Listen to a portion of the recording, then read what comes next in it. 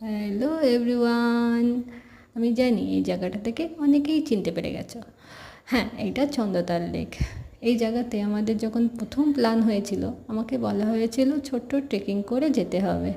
সেটা শুনে তো আমি ভীষণ টেনশনে পড়ে গেছিলাম, কারণ পাহাড়ে প্রচুর যাওয়া হয়, কিন্তু এতটা হাই অল্টিটিউডে হাঁটা হয়তো আমি পেরে উঠবো না, সেই ভেবেই টেনশানে পড়ে গেছিলাম।